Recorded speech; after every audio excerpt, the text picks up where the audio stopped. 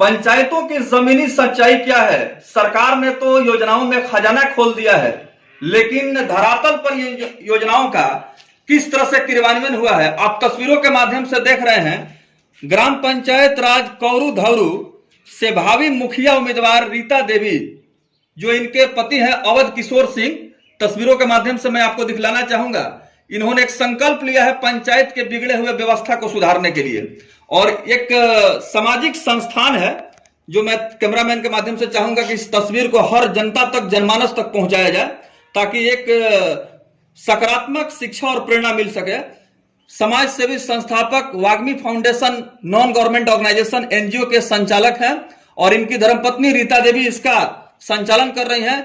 इस संस्था के माध्यम से बहुत सारा जनहित से जुड़ा हुआ महत्वपूर्ण कार्य हो रहा है, और समय समय पर कार्यों को समाज के बीच में किया जाता है, जिससे कि आम जनमानस को काफी लाभ मिलता है। किस तरह का आप काम कर रहे हैं इस संस्था के माध्यम से? देखिए, एनजीओ के माध्यम से हम चाहते हैं कि कुछ गांव में भी हम सेवा करें। पहले तो हमारा बहुत दिल्ली वगैरह सब जगह है, लेकिन हम चाहते हैं कि कौरू धौरू पंचायत में भी इसका लाभ मिले और गांव को भी सुविधा मिले। हर तरह से एम्बुलेंस हुआ, कोई सरकारी संस्था से अनुदान मिले तो हम यहाँ हॉस्पिटल बढ़िया खोले, ये सब की व्यवस्था हम सोचते हैं। और जो सरकार से पैसा मिले उसका सदुपयोग समाज के सामने हो। बिल्कुल, ये आपका उद्देश्य है? हमारा यही उद्देश्य है। नमस्कार, स्वागत है आपका एक विशेष कार्यक्रम में जो पंचायती राज व्यवस्था से संबंधित है। बिहार में पंचायत चुनाव की तैयारी चल रही है। अलग अलग पंचायतों में जब हमारी टीम पहुंच रही है तो हम लोग जानने का प्रयास कर रहे हैं कि इस बार पंचायत की जनता विकास के मुद्दे पर क्या कुछ अपना विचार व्यक्त कर रही है। एक ऐसे शख्सियत से आपको मैं रूबरू करा रहा हूं जो परिचय के मोहताज नहीं है।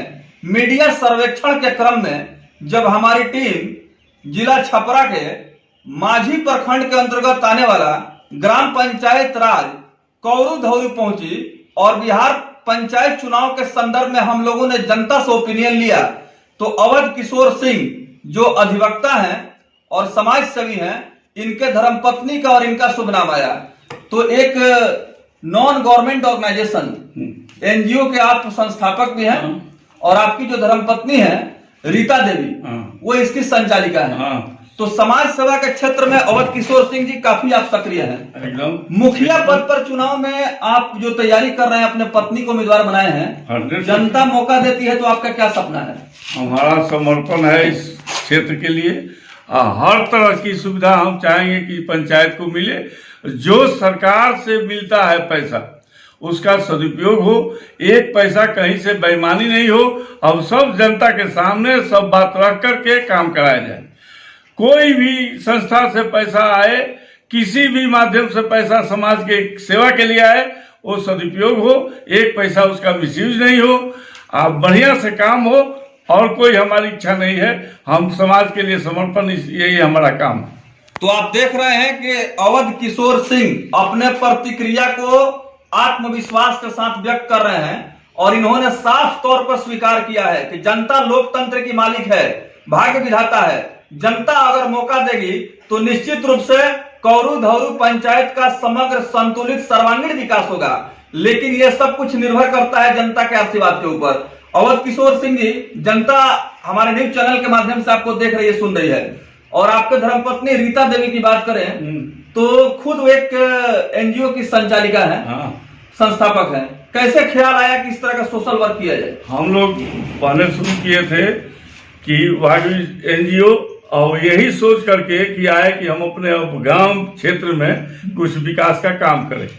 और जो असुविधा हो रही है, जैसे कि कुछ एम्बुलेंस नहीं है, कुछ सवारी नहीं है, गांव से निकलने का कहीं यहाँ अस्पताल नजदीक में नहीं है, ये सब संस्था के ही माध्यम से हम करेंगे। संस्था के माध्यम से, और जो सरकार से जो हमको मिलेगी उससे हम हर तरह से गांव की सेवा के लिए हम समर्पण करेंगे। जी, अपार हर्ष की बात यह है कि सर्वेक्षण के क्रम में जब हम लोगों ने मीडिया ओपिनियन लिया जनता का, तो बहुत कम ऐसे उम्मीदवार हैं जिनकी शैक्षणिक योग्यता है, और अवध किशोर सिंह जो कि एक कानून के विद्वान जानकार व्यक्ति हैं, अधिवक्ता भी हैं, तो कहीं ना कहीं इसका लाभ जनता को मिलेगा। आपके पंचायत कौरू धौरू में मुख्यमंत्री 7 निश्चय योजना की बात करें तो अवध किशोर सिंह जी यहाँ सूरत हाल क्या है, विकास कितना प्रैक्टिकल दिख रहा है? प्रैक्टिकल में कुछ नहीं है, कागज पत्र में सब कुछ है। जो भी है खाना पूर्ति हुआ है, जल नल की सुविधा हो, नाले की सुविधा हो या सड़क की व्यवस्था देख लीजिए, मनरेगा का काम देख लीजिए। अब उन लोगों का गेम बना बना करके लोगों को फुसला करके किसी तरह की कि हम सब राशि आपके नाम से दे दिए, आपका चेक काट दिए। पैक्स में वही हाल है। ये जन सुविधा जो मुखिया द्वारा जो काम संचालित है, सबका वही हाल है। सब लोग अपना खाना पूर्ति कर रहे हैं और कैसे पैसा सरकार का हम खाना पूरी करके ले, यही उनका इंटेंशन है। इस तरह से समाज का कल्याण नहीं होने वाला है और समाज गलती से फंस जाती है और वोट दे करके उनको जिता दी है। अब ऐसा नहीं होना चाहिए।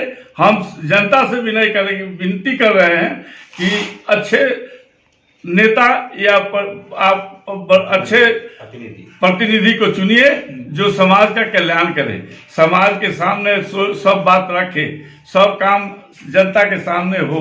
ये हमारा इच्छा है। तो आपके प्रतिक्रियाओं का संक्षिप्त में विश्लेषण करें तो स्पष्ट रूप से निष्कर्ष निकाला जा सकता है कि सरकार के द्वारा बहुत सारी लोक कल्याणकारी योजनाएं चलाई जा रही हैं, लेकिन व्यवहारिक रूप से योजनाओं का धरातल पर कहीं न कहीं हम कह सकते हैं कि घोर अभाव है।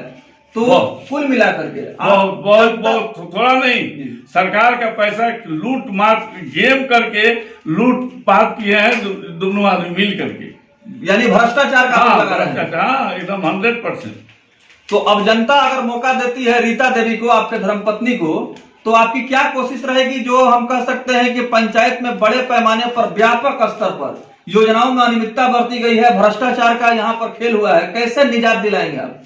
एक भी कोई भी नियम के अनुसार जो सरकार चाहती है ग्रामीण विकास के लिए वो हम करेंगे। और एक पैसा सरकार का खर्च जो भी हो सरकार के काम में लगे और गांव की विकास हो, ये हमारा इंटेंशन है। इसी इंटेंशन को लेकर के हम आए हैं। हमें कोई टेंशन नहीं है कि हम बहुत बड़ा MP MLA बने, लेकिन हम ग्रामीण विकास के लिए हम ग्राम प्रधान का चुनाव लड़ने जा रहे हैं।